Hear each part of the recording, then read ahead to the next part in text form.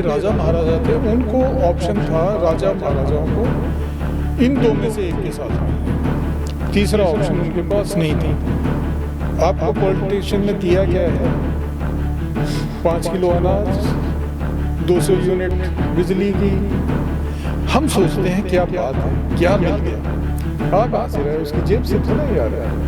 वो पगलाया कि ये तो हमारे हाथ से छूट जाएगा और चंडीगढ़ तो पता नहीं कितना ज़रूरी है और हमें चाहिए ही चाहिए। और आज क्या हालत है कि एक नया शहर पंचकुला बन गया है। ये प्रॉब्लम थी कश्मीर की। कश्मीर का मुसलमान भी और कश्मीरी पंडित भी अपने आप को अलग अलग, कुछ जो निहत्थे लोग हैं ऐसी पोजीशन में मिल गए जहाँ उनके आसपास कोई नहीं है तो उनको मार दिया, जैसे पहलगाम।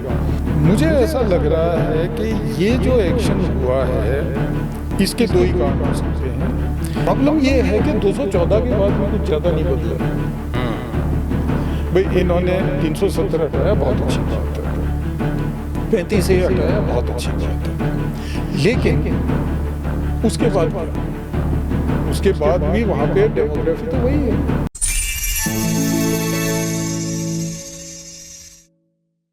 नमस्कार, मेरा नाम है सत सिंह। दी हरियाणा टॉक्स में आपका स्वागत है। आज हम विशेष मुद्दा में बातचीत करेंगे कश्मीर की, क्योंकि 22 अप्रैल को जो पहलगाम के अंदर निर्दोष टूरिस्ट की जिस प्रकार हत्या हुई उससे पूरा देश सख्ते में है।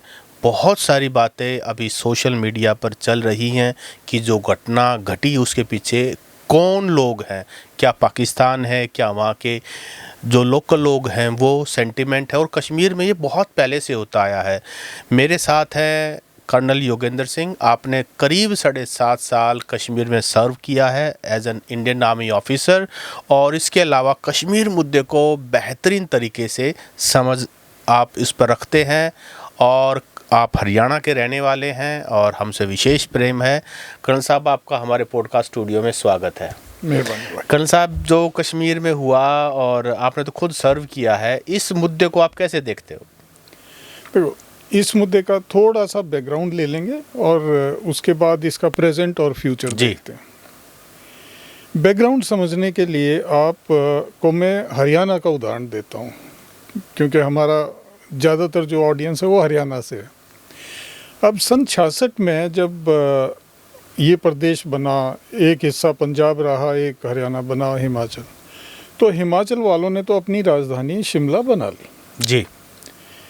हरियाणा और पंजाब के लिए जो चंडीगढ़ थी उसका बंटवारा हुआ 60-40, 40% हरियाणा का। अब चंडीगढ़ ना तो पंजाब वालों को सूट करता है ना हरियाणा वालों को, क्योंकि वो एक कोने पे है। लेकिन विशेष तौर पे हरियाणा वालों को तो बिल्कुल ही वो नहीं सूट करता है, क्योंकि आपको अगर सिरसा या नारनौल से वहाँ जाना है तो लगभग 2 दिन का प्रोग्राम आपको बना के जाना पड़ेगा। लेकिन जो हमारे राजनेता थे, इन्होंने एक सीधी सी बात थी कि भाई एक उसमें तो जो हमारा हिस्सा है वो रहेगा, वहाँ पे 1-2 जो भी आपको ऑफिस छोटा मोटा मेंटेन करना था कर लेते, लेकिन आपको अपनी राजधानी बनानी चाहिए थी कहीं सेंट्रल हरियाणा। इन्होंने वो एक जो सीधा और कॉमन सेंस का काम था वो करने के बजाय लोगों को बरगलाया कि ये तो हमारे हाथ से छूट जाएगा और चंडीगढ़ तो पता नहीं कितना ज़रूरी है और हमें चाहिए ही चाहिए। और आज क्या हालत है कि एक नया शहर पंचकुला बन गया है चंडीगढ़ के साथ। हमारे हरियाणा के सारे ऑफिस वहाँ से काम करते हैं और वो एक कोने में है। आम आदमी को उसमें वहाँ किसी काम से जाना हो तो परेशानी है। यही बात आप देखिए कश्मीर के साथ हुआ। कैसे हुआ? सन 47 में जब ट्रांसफ़र ऑफ पावर होता है, जब ब्रिटिशर्स पावर ट्रांसफ़र करके जाते हैं, तो उस टाइम 2 एंटिटी थी जिनको वो पावर ट्रांसफ़र कर रहे थे, एक पाकिस्तान और एक भारत। और ये दोनों एंटिटीज़ के जो ब्रिटिश हिस्सा था, जो देश का लगभग मोटे तौर पे 67-66% था, वो उन्होंने बांट दिया था। बाकी जो 33% जिस पे राजा महाराजा थे, उनको ऑप्शन था राजा महाराजाओं को इन 2 में से एक के साथ मिलने का। तीसरा ऑप्शन उनके पास नहीं था। कश्मीर की पोजीशन ये थी कि इसकी सीमाएं दोनों देश से मिलती थी तो वहाँ के महाराजा, और ये अपने आप में काफ़ी बड़ा प्रदेश था, तो भारत में नंबर 2 था, हैदराबाद के बाद यही था सबसे बड़ा प्रदेश राजतंत्र। तो उनके दिल में ये भी इच्छा रही होगी कि मैं अपने आप को आज़ाद रखूं, पर वो हालात ऐसे बने, ख़ास तौर पे वो पाकिस्तान से जब कबीलाई आ गए कि उन्होंने अपना विलय भारत में कर दिया। जी। अब जब वो विलय भारत में कर दिया तो बाकी जगहों के तरह ये भी एक फाइनल बात थी, विलय हो गया, जैसे जोधपुर का हो गया, हैदराबाद का हो गया, ऐसे ही उनका भी हो गया। लेकिन नहीं, यहाँ पे हमारे राजनेताओं ने बेमतलब में बात को उलझाया। उन कबीलाइयों के खिलाफ और जिनको पाकिस्तान आर्मी सपोर्ट कर रही थी, उनके खिलाफ जो भारतीय सेना थी उसका एक्शन चला। लगभग 9 महीने तक वो लड़ाई चलती है। भारतीय सेना हर जगह आगे बढ़ रही थी। उस समय जो इसको यूएन में ले गए कि इस मुद्दे को सुलझाओ, ये हमारे द्विपक्षीय मुद्दा है दोनों देशों के बीच में। दूसरा, धारा 370 बना दी कि जब तक ये मुद्दे का हल नहीं निकलता इस जगह का कोई विशेष दर्जा मिलेगा। हाँ, विशेष दर्जा रहेगा, इसका स्वरूप नहीं बदलेगा। जी। तो एक तरह से आपने मुद्दे को उलझा लिया और वहाँ के लोगों के दिमाग में ये बात बिठा दी कि तुम तो अलग हो, विशेष भी हो, विशेष हो, तुम कोई अलग हो, हिंदुस्तानी नहीं हो। बाकी जितने भी राजवाड़े हमारे देश में मिले थे उनके लोगों को पहले दिन से क्लियर था कि अब वो भारत के नागरिक हैं। कश्मीर वाले को पहले दिन से क्लियर था कि वो अलग है। अब ये जो प्रॉब्लम थी ये चलती रही, उसके दिमाग में ये बात बढ़ती रही। और जब आप कश्मीर कह रहे हो तो उसमें हिंदू मुसलमान दोनों? एक्चुअली जो महाराजा का जो इलाका था उसमें मुस्लिम मेजॉरिटी ज़रूर थे, लेकिन उसमें हिंदुओं का एक काफ़ी बड़ा, लगभग 35 से 40% के बीच में हिंदू है। तो उनका सेंटीमेंट भी यही था? नहीं, डोगरा जो है, डोगरा जो मतलब आप एक वो एथनिक ग्रुप को माने जो जम्मू और हिमाचल में रहता है, और कुछ जैसे होशियारपुर, गुरदासपुर ज़िले हैं इनके, पंजाब के यहाँ भी है। डोगरा के दिमाग में कभी अलगाववाद नहीं रहा है। हमेशा से डोगरा का अपना बड़ा क्लियर है कि वो भारतीय है। ये प्रॉब्लम थी कश्मीर की। कश्मीर का मुसलमान भी और कश्मीरी पंडित भी अपने आप को अलग मानते थे। ये एक सच्चाई है। जो 89 का जो इलेक्शन रिग हुआ, जो क्या था कि नेशनल कॉन्फ्रेंस की सरकार से लोग बहुत विमुख हो चुके थे। उन्होंने उनको वोट नहीं देने की ठान ली थी। कांग्रेस और नेशनल कॉन्फ्रेंस ने वो इलेक्शन एक समझौते के तहत इकट्ठे लड़ा। इनकी हार निश्चित थी। इन्होंने वो इलेक्शन को रिग किया। अब अगर ये उस इलेक्शन को रिग ना करते तो क्या होता? ये कहते हैं कि उससे तो बस कश्मीर टूट जाता है। ऐसा कुछ नहीं होना था। वो जो सरकार बनती, वो एक ऐसी मिलीजुली सरकार होनी थी जैसे जनता पार्टी की बनी थी 77 में। वो 2-1 साल चलनी थी। उनके विरोधाभास इतने थे कि वो टूट जानी थी। उसके बाद फिर इलेक्शन होना था। जैसे इंदिरा गांधी सेंटर में आ गई थी, ऐसे ही वहाँ पे नेशनल कॉन्फ्रेंस वापस आ जानी थी। लेकिन ये जो थे, इन्होंने जो ये एक इमैच्योर फैसला लिया और उन इलेक्शंस को रिग कर दिया, उससे क्या हो गया कि वो जो विरोधी थे सलाउद्दीन वगैरह, उनके बात ये उनके पक्की हो गई कि भाई जो गणतंत्रीय व्यवस्था है उसमें उनके लिए कोई जगह नहीं है। जी। अच्छा, पाकिस्तान मौके की तलाश में ही था। उन्होंने कहा भाई अगर तुम लड़ना चाहते हो तो हथियार तैयार हैं, ले जाओ। तो उस समय तक एलसी पे काफ़ी इतना फौज नहीं थी, तो गए 2-4 दिन में वहाँ से उनको गोली चलाना सिखाया, हथियार पकड़ाए और वापस 89 में बहुत सारे आए। उस समय तो एक समय ऐसा हो गया था कि आम जो कश्मीरी था उसके दिमाग में ये आ गया था कि बस आज़ादी तो कल सुबह आ ही जाएगी। और उस समय तक कोई रिलीजन का इशू नहीं था। मतलब वो कश्मीरी पंडित वहाँ पे आराम से उस समय रह रहा था। लेकिन बड़ी जल्दी से ये घटना चक्कर चला कि पाकिस्तानियों ने देखा कि ये जो जा रहे हैं 2-2 दिन की ट्रेनिंग लेके, ये नहीं लड़ सकते हैं भारतीय सेना से। तो उन्होंने जो अफ़गानिस्तान से उनके पास उस समय तक उन्होंने वो रशिया को हरा दिया था, तो उनके पास वो स्पेयर हो गए थे, उधर वाले जो लश्करी थे, उनको इधर भेजना शुरू किया। अच्छा, वो लोग वहाँ पे भी रिलीजन के नाम पे लड़ रहे थे, कट्टर थे वो। तो वो बात वो अपना यहाँ भी लेके आए और इन्होंने लोकल्स को कहा कि तुम क्या बात कर रहे हो, एथनिसिटी कुछ नहीं होती, धर्म रिलीजन सबसे बड़ा होता है और रिलीजियसली तुम अलग हो, और सबसे पहले तुम इन पंडितों को भगाओ यहाँ से। जी। तो एक थोड़ा सा बीच में, और उस समय कश्मीरी पंडित की क्या पोजीशन, हैसियत क्या होती थी कश्मीर के अंदर? कश्मीरी पंडित जो था वो एक इन्फ्लुएंशियल वर्ग था। उसका जो वहाँ का जो समाज था उसमें अच्छा मजबूत स्थान था, क्योंकि ये पढ़े लिखे थे और इनका प्रशासनिक व्यवस्था में इनका महाराजा के समय भी अच्छा प्रभाव था और उसके बाद भी अच्छा प्रभाव था। तो ये प्रभावशाली छोटा सा समाज था, लेकिन प्रभावशाली था। तो ये इनको हटा दिया। अब इनके जाने के बाद ना ये रिलीजियस जो एस्पेक्ट है इसका वो हावी हो गया। एथनिक एस्पेक्ट जो था कि भी कश्मीरी डिफरेंट है, वो पहले से था। उसके अंदर अब ये रिलीजन जो था ये और ऊपर उभर के आ गया। तो उस समय से ये जो चल रहा था ये चलता रहा। अब 89 से 91 का पीरियड था जिसमें अगर कोई चांस थे इसके कश्मीर के अलग होने तो वही थे। उस समय हमारी अर्थव्यवस्था भी कमज़ोर हो रखी थी, काफ़ी परेशानी थी 91 में। हाँ, नरसिम्हा राव प्रधानमंत्री बन के आए। नरसिम्हा राव जो थे वो एक भारत का मेरे हिसाब से तो सबसे बेहतर प्रधानमंत्री अगर कोई हुआ है 2025 तक तो from independent India to till now. बिल्कुल 1947 से 2025 के बीच में अगर कोई प्रधानमंत्री इस देश को मिला है प्रधानमंत्री होने के लायक तो वो था नरसिम्हा राव। उस व्यक्ति के समय हर किस्म की परेशानी आई। उसकी खुद पार्टी में प्रॉब्लम थी, क्योंकि जो उनका इन्फ्लुएंशियल परिवार है गांधी नेहरू परिवार वो उसके खिलाफ था।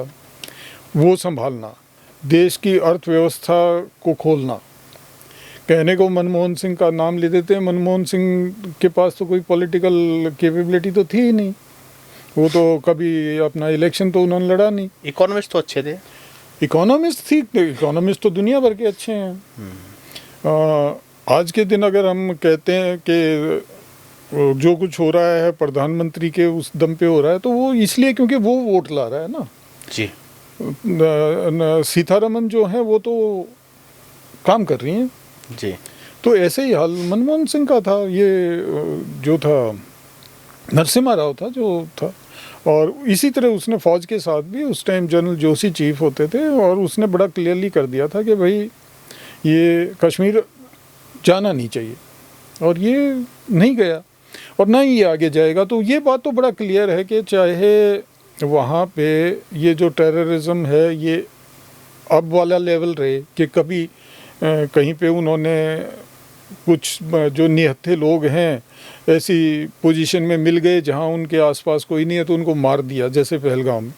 लेकिन वो अगर उनका वो जो वाला मकसद है कि कश्मीर अलग हो जाएगा वो कभी नहीं हो सकता। मतलब जो 22 तारीख को हुआ इस हमले को हम क्या माने, मतलब इसके पीछे कोई ना कोई मकसद तो रहा। आतंक फैलाना तो ये तो दिख ही गया साफ साफ, कोई ना कोई मकसद तो होता ही है। इतनी बड़ी घटना कर्म जो हुआ। मेरी रीडिंग है वो ये है कि इस हमले से इस वक्त जो ये इन्होंने नरसंहार हमला तो क्या, ये तो नरसंहार है। इससे मुझे कोई पाकिस्तान को सीधा फ़ायदा नहीं दिखता है और मुझे कोई कश्मीर में जो अलगाववादी हैं उनको भी फ़ायदा नहीं दिखता है। क्या है कि ये जो एलिमेंट होते हैं ना लश्कर टाइप, या आप इनकी तुलना कर लो कि ये कई जो नहीं होते जो लोग गुंडे पालते हैं। अब वो गुंडा कोई ऐसा डिसिप्लिन में नहीं रहता है कि वो हमेशा ही आपकी सुनेगा।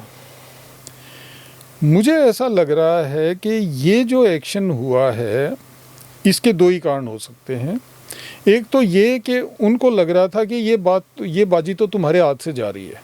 ये जो LET वगैरह टाइप हैं कि अभी कश्मीर के अंदर वो 370 भी हट गया है, 35A भी ख़त्म हो गया है। उसके बाद वो जो आज की जो भारत सरकार है वो बोले कुछ, लेकिन असलियत में वहाँ का जो डेमोग्राफी है उसको बदलने की वो कुछ नहीं कर रहे हैं, और कश्मीरियों के पास टूरिस्ट खूब आ रहे हैं। तो भाई हो सकता है कि तुम्हारा ये जो मूवमेंट है ये ख़त्म ही हो जाए।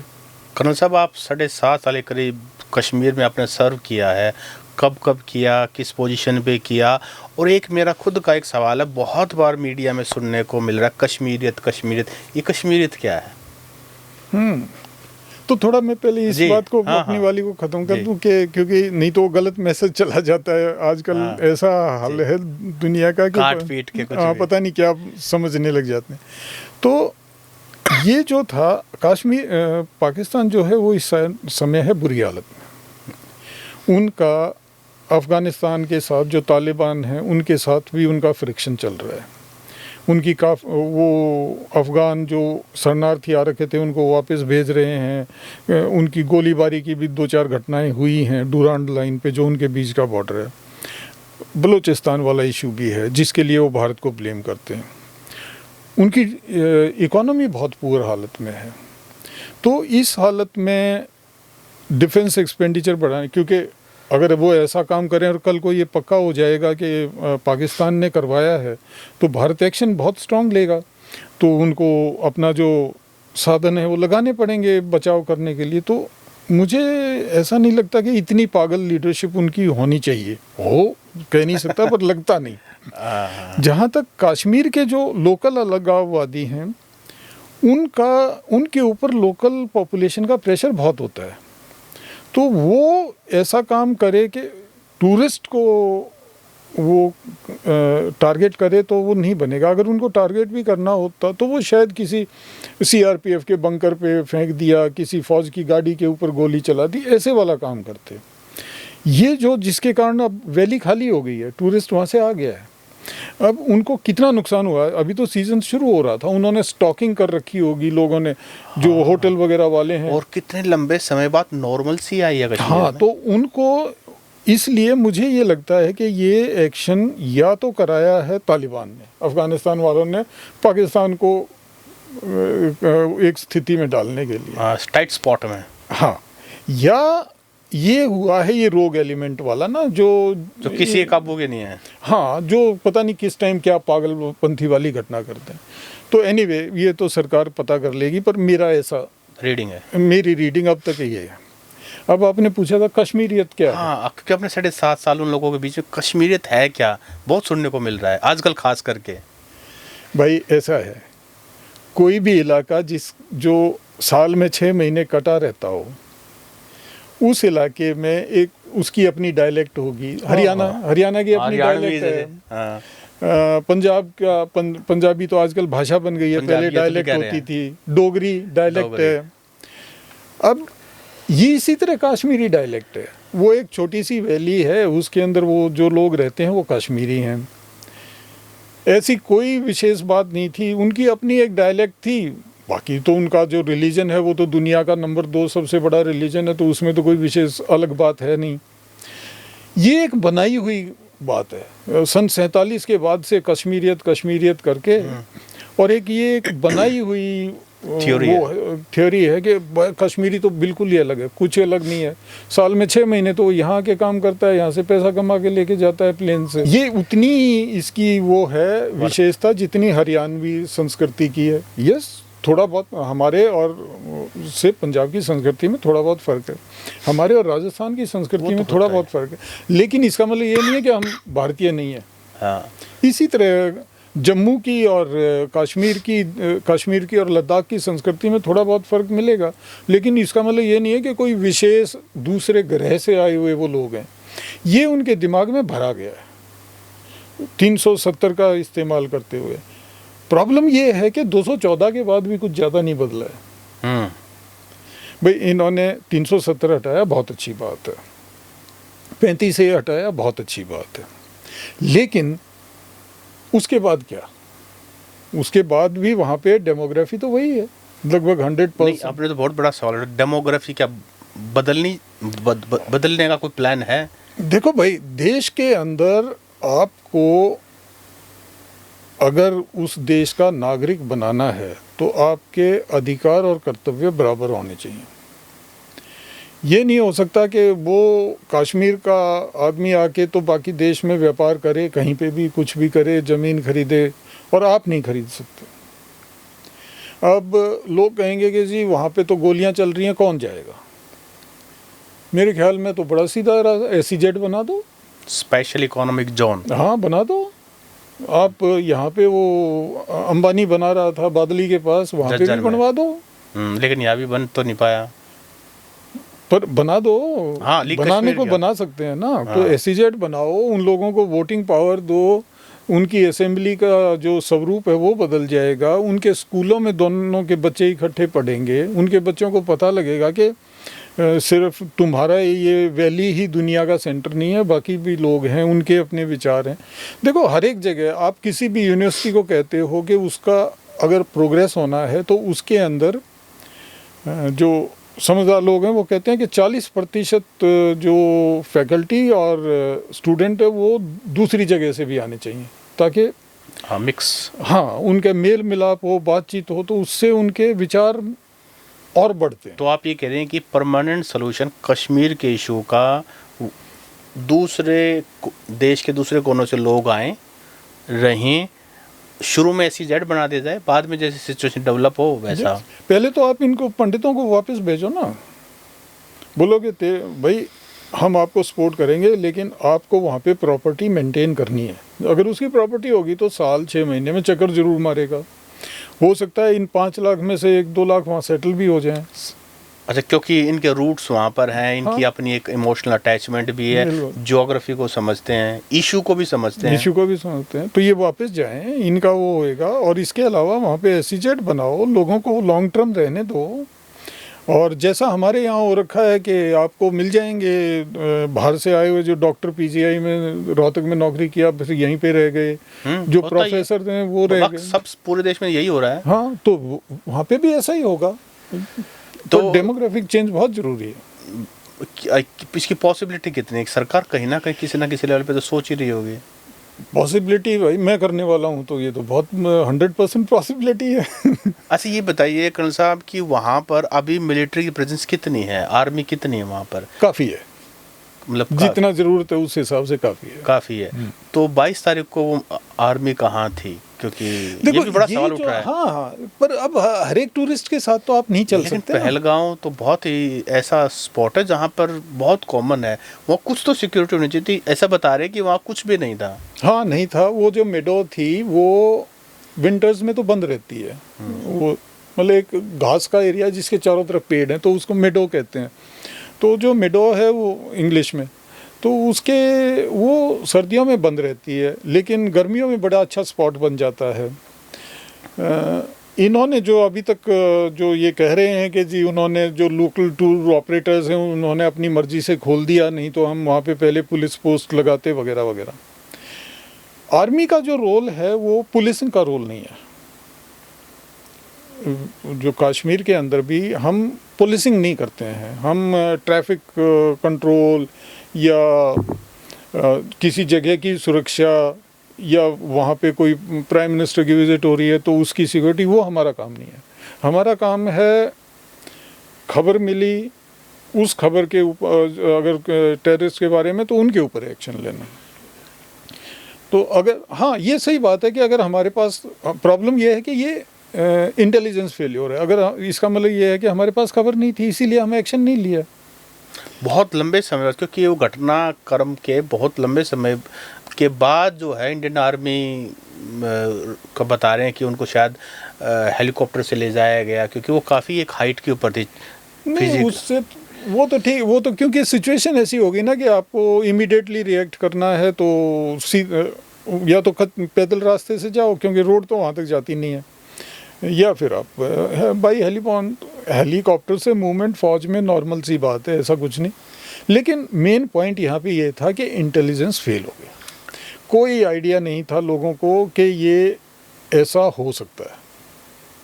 ये है मेन प्रॉब्लम। अच्छा करण साहब, जो जिस तरीके से हमला हुआ, इसको अगर आप जिस स्ट्रेटजी से, जिस तरह के हथियारों का, तो आपको क्या लगता है कि मतलब जैसा आपने वैसे इंडिकेट कर ही दिया है, हो सकता है कि ये रॉग एलिमेंट भी हो सकते हैं, तो शायद क्योंकि जिस तरह का एक फाइटिंग का तरीका होता है, मार के भाग गए, ये तो मुझे लगता है कि इसी तरह से ये लोग जो यहाँ से लाइन ऑफ कंट्रोल नज़दीक नहीं है, तो इनको ऐसा नहीं है कि रातों रात निकल जाएंगे, नहीं नहीं, ये वहीं पे हैं, कहीं ना कहीं ये छुपे हुए हैं, चाहे वो लोकल हेल्प के साथ छुपे हुए हैं या इन्होंने पहले से ही अपनी कोई गुफा वगैरह तैयार कर ली थी और उसमें महीने 20 दिन का सामान रख लिया था, वो समय के साथ पता लगेगा, लेकिन ये वहीं है, ये गए नहीं है। अच्छा, अभी तक इंडिया के टेरिटरी के अंदर ही है, ये वैली में ही है। तो आपको क्या लगता है कि कितना समय अपने आर्मी को लगेगा इनको ट्रैक करने में, क्योंकि उस दिन के बाद लगातार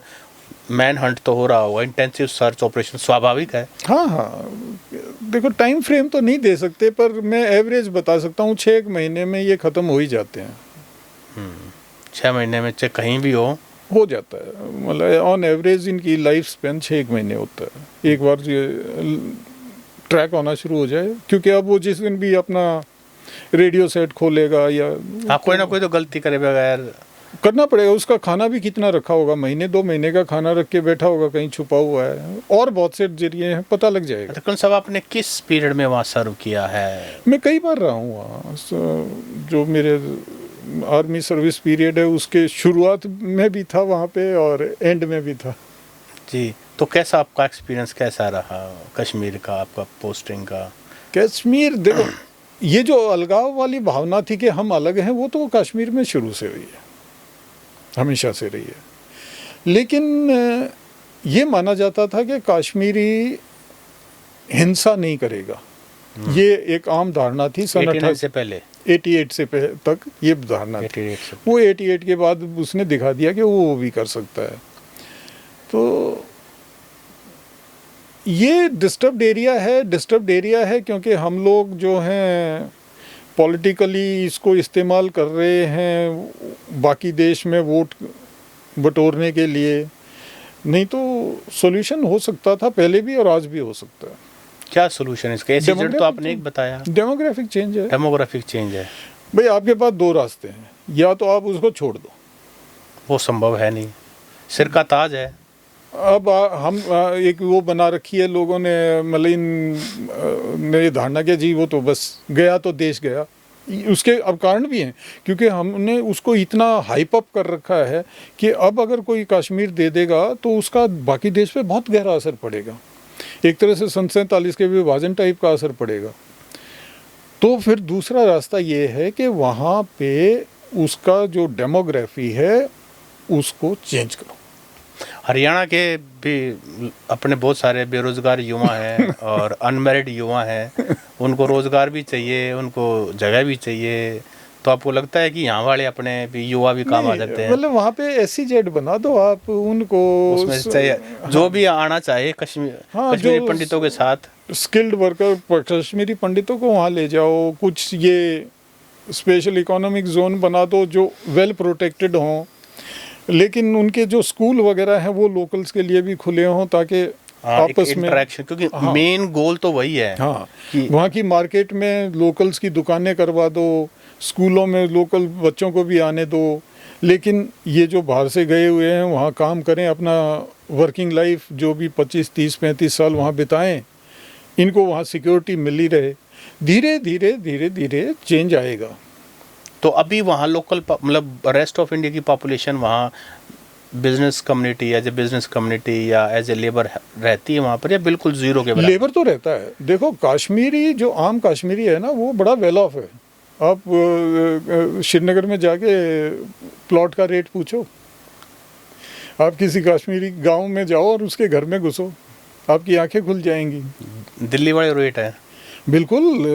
Kashmiris are well off. Kashmir में जो इंसिडेंस ऑफ पॉवर्टी है, आप गवर्नमेंट फिगर्स उठा के देख लो, 1-2% है। लेकिन ये जो हमारे गांव में सूट लेकर अपने कमर के पीछे आती है, ये लोग कौन है? तो ये भी वहीं से आते हैं। तो मार्जिन बढ़िया सा है, ऐसा कमजोर मार्जिन नहीं है उनका। ये पूरा दिन घूमते रहते हैं। हाँ, वहाँ पे जो रोड पे आपको जो काम करने वाले मिलेंगे ज़्यादातर ये उड़ीसा, बिहार, झारखंड से ही मिलेगी लेबर, वहाँ का नहीं मिलेगा। तो आम कश्मीरी जो है वो शाही है। आम कश्मीरी की हालत आम बाकी हिंदुस्तानी से बेटर है। अच्छा, मैंने ये भी सुना है सर कि जो आम कश्मीरी है वो बाकी रेस्ट ऑफ इंडिया के जो मुस्लिम उनसे भी अलग है। वो मानता है, वो कश्मीरी अपने आप को मानता है ना कि मैं अलग हूँ। यस, एक तो पढ़ा लिखा है, ब्रेनी है। पढ़ा लिखा तो इतना ठीक है, हाँ पढ़ा लिखा भी है, बिजनेस सेंस, बिजनेस है खूब शुरू से उनका, क्योंकि उनका कारोबार ही ऐसा रहा है ना। उन एमएसपी तो नहीं काम करा ना, उन अखरोट की और सेब की खेती करी है, तो वो तो शुरू से व्यापार ही करते रहे हैं। अच्छा, मिलिट्री के साथ क्या उनका इंटरेक्शन रहता है? मिलिट्री के साथ क्या इक्वेशन रहता है यूजुअली जो कश्मीर के इनहैबिटेंट्स हैं, खास करके पोस्ट 89? देखो, कोई भाईचारा नहीं है, दोनों तरफ से कोई प्रेम नहीं है। नहीं, दोनों तरफ से तो ये है कि भाई मैं तो अपनी ड्यूटी करनी है, प्रोफेशनल। मैं तो प्रोफेशनली उनके साथ डील करूंगा। मेरे को अगर चेक पोस्ट लगानी है तो मैं चेक पोस्ट लगाऊंगा, मेरे को ऑपरेशन करना है तो ऑपरेशन करूंगा। लेकिन मैं ये कहूँ कि अब जैसे मैं आपको क्या बताऊँ, इस ढंग से बताता हूँ मैं कि एक बार राजस्थान में एक्सरसाइज हो रही थी और मैं वो एक ट्रक चला रहा था बड़े वाला, जिसमें टैंक को लोड करके ले जाते हैं, और वो लाइटें ऑफ कर रखी थी। तो मैं वो घुस गया एक ढाणी में, और उसका एक जो उसकी झोपड़ी बनी हुई थी वो ढह, ट्रक निकल गया उसमें से। मेरे को तो तब पता लगा जब उसकी वो छप्पर जो था वो साइड से गया, और मेरे साइड में जो बैठा था वो बोला, साहब मेरे ख्याल में हम तो इसमें किसी की झोपड़ी में घुस गए। गाड़ी रोकी, नीचे उतरे, तो मैंने उसको बताया भाई सुबह हम आएंगे और आपको जो भी है आपका मेहनताना वो दे देंगे, अगर किसी चोट लगी है तो बता दो। तो बोले चोट तो नहीं लगी है, पर हाँ ये तो ख़त्म हो। तो अगले दिन भेजा मैंने, तो वो कहते हैं कि साहब उसने कहा कि कुछ नहीं लूँगा। अब वो गरीब आदमी था, हाँ। कच्ची झोपड़ी वाला था, लेकिन उसका फौज के प्रति जो प्यार था वो इतना था कि वो कह रहा है कोई बात नहीं, मेरा मैं फिर से खड़ा कर लूँगा। अब ऐसी सिचुएशन आपको कश्मीर में नहीं मिलेगी। अगर वहाँ ऐसा कोई नुकसान हो जाए तो नहीं मिलेगी। मतलब इसी में सब कुछ आ गया है। कर्नल साहब, जब 2016 में यहाँ आरक्षण का माहौल चल रहा था तो फाइनली आर्मी को बुलाया गया। तो जब आर्मी आई, यूजुअली जब आर्मी आती है तो बहुत बड़ी बात होती है, लेकिन यहाँ के लोगों का आर्मी के प्रति जो रिस्पेक्ट है, और आर्मी के अंदर जो लोग हैं उसमें से कुछ अपने हरियाणा के भी थे, पंजाब के थे, लोकल ही लोग थे, तो उनसे वो ऐसे इंटरेक्शन कर रहे जैसे भाई चाय पानी नाश्ता। हमारे तो यहाँ एक जो रिस्पेक्ट है एक सोल्जर की, मुझे लगता है उससे बड़ी रिस्पेक्ट तो किसी की भी नहीं है। ये रेस्ट ऑफ इंडिया में एक भावना तो देखो बिल्कुल है। वो उस टाइम क्या हुआ, वो जब 2-3 दिन इन्होंने बंद लगाया था 16 में रोड 19 फरवरी के बाद। हाँ, तो मैं उस टाइम घूमा था, तो एक वो जगह वो 2-3 गाड़ियाँ फौज की रुकी हुई थी, उनके लिए उन्होंने साथ में पेड़ों के नीचे चारपाई डाल दी थी कि भाई तुम बैठो। गांव से वो लेके आए थे, तो मैंने वैसे ही मजाक में उनसे कहा अरे तुमने फौजी रोक लिए। भाई क्या करा, मैं सिविल ड्रेस में था तो उनको नहीं पता था मैं फौजी हूँ। बोले भाई क्या करा, हमारी मजबूरी है ना, तो ये तुम्हारे। बिल्कुल यही बात थी भाई, ये तुम्हारा ही है। बल्कि जाट कॉलेज जो है ना, एक तरफ आर्मी का वो मार्च आ रहा है और इस तरफ से अपने प्रोटेस्ट आ रहे हैं, तो फाइनली देखो वो एक डिसीजन ऐसा था, आर्मी नहीं, यूजुअली आर्मी रुकती नहीं है, पर वो नज़ाकत देखनी पड़ती है। और इनका भी ये पता था कि ये फौजी वाला नुकसान नहीं करेंगे, अदरवाइज आर्मी के सामने एक यंग लड़के जो है ना, कोई भी नहीं आना चाहेगा।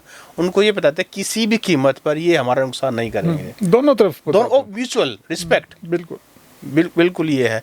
तो कर्नल साहब, ये पॉलिटिकल डिसीजन है जो हो रहा है देश में, इतने लंबे समय से जो चीज़ें चल रही हैं और सोल्यूशन नहीं हो पा रहा है, पॉलिटिकल के अलावा कोई सोशल भी आपको लगता है कोई रेवोल्यूशन की ज़रूरत है, कोई कंट्रीब्यूशन रेस्ट ऑफ? हाँ, अब देखो इतने से आपने 370 लगा रखा था, 35A लगा रखा था, उनको एक्सक्लूसिव बना रखा था कि तुम तो अलग हो, तुम UN में भी गए हुए हो, ये वो सारी बातें। उसके बाद तुम इस ढंग से बात करते हो कि हम उनका स्वरूप बदल देंगे फलाना। आप बदलो, लेकिन उस काम में इतना शोर मत मचाओ और उनको एक विरोधी के तौर पे मत प्रेजेंट करो। जो काम करना है करो, पर ये लोग काम नहीं कर रहे, उसके बारे में बात ज़्यादा करते हैं, काम कम। अब 370 हट लिया, 35A हट लिया, 11वां साल इस सरकार का चल रहा है। अब तक क्या किया है इन्होंने वहाँ पे उसके डेमोग्राफिक बैलेंस को ठीक करने के लिए? और ना ही अपोजिशन इस बात पे दबाव डालती, वो भी नहीं कह रहे कि ऐसा करो। सब जगह पे यही हालत है। इनको नॉर्थ ईस्ट में भी इन्होंने ऐसा ही कर रखा है कि वहाँ पे कुछ जगह ऐसी हैं जहाँ पे बाहर वाला जा ही नहीं सकता है। कोई और प्रांत से जो भारतीय है वो वहाँ नहीं जा सकता है। एक कंसेप्ट है जो बड़ा गलत कंसेप्ट है, लेकिन भारत का जो स्टेट है ना, उसका ये कंसेप्ट है कि ये सोचते हैं कि विरोध को इतना करप्ट कर दो कि वो करप्शन उसको कमज़ोर कर दे, उसको खिलाते रहो, फीड इट। तो इन्होंने ऐसे ही, अब जैसे वहाँ पे नागालैंड है, वो सीज़ फायर चल रही है, सॉल्व नहीं किया है इन्होंने अभी तक। वो सीज़ फायर सालों से सीज़ फायर चल रही है, लेकिन अब धीरे धीरे वो जो उनके जो इंसर्जेंट थे उनकी लाइफ इजी हो गई है, तो अब उनको वापस जाना बड़ा मुश्किल होगा। वो तो ठीक है, वो बात तो हो गई कि अब वहाँ हथियार वाली लड़ाई तो नहीं रही, लेकिन अलगाववाद तो अब भी है, वो तो नहीं हटा ना। लेकिन इतना बड़ा देश है, इसको मैनेज करना आसान भी तो नहीं है ना, बिल्कुल नहीं है, पर प्रॉब्लमों को और बढ़ाना तो नहीं चाहिए ना, उनको ख़त्म करना चाहिए, एक एक करके कर लो। अब यहाँ पे तो ये बढ़ाते अगर इशू खत्म हो गए तो फिर पॉलिटिशियंस की जरूरत क्या रहेगी? वही तो फिर पॉलिटिक्स करेंगे कैसे? इसी का नाम पॉलिटिक्स है कि आप इशू को जिंदा रखो। डेवलपमेंट पॉलिटिक्स होनी चाहिए इनको, पर हम लोग भी तो नहीं मानते ना। हमारे को बहका लिया गया है नौकरी।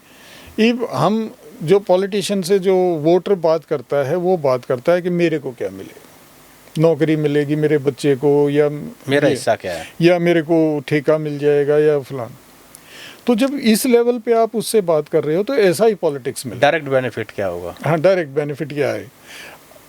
आप देखो ना, स्कूलिंग प्राइवेट हो गई है पूरी तरह से, रोड प्राइवेट हो गई है, टोल चल रहा है, यूनिवर्सिटीज़ के अंदर आपके 60% वैकेंसीज हैं, यूनिवर्सिटी और कॉलेज खाली पड़े, बिल्कुल।